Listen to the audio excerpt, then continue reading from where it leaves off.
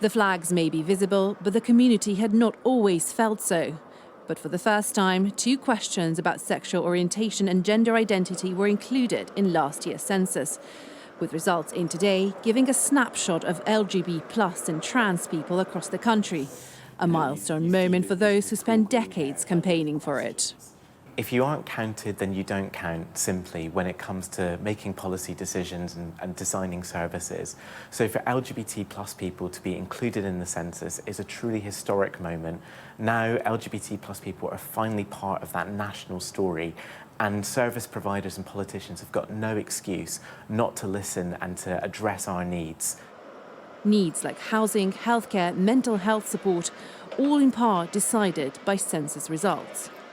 And those results show that across the country, Brighton and Hove, London and Cardiff have the most people identifying as LGBT+. Overall, 89.4% of people aged 16 and over identified as straight or heterosexual, with 1.5% describing themselves as gay or lesbian. And when it comes to gender identity, 0.5% identified as a gender different to the sex registered at birth. The new questions were voluntary, but they were answered by more than 90% of people. And the hope now is that policymakers have the tools to better target services across the country. Welcome news for some in the trans community who say their access to treatment like hormone therapy is lacking. The waiting list for any sort of appointment for a trans person in the UK right now is unfathomable. It's awful. There's just horror stories on horror stories about that.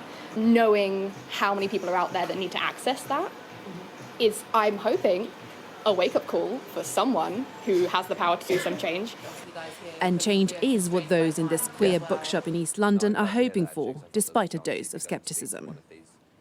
Having accurate data is only useful insofar as you have organisations and a government using it that are doing useful and empathetic and kind things. So, yeah, its impact is limited, but certainly it will help local councils and charities and other organisations to address their work and to concentrate and focus their work in more useful ways.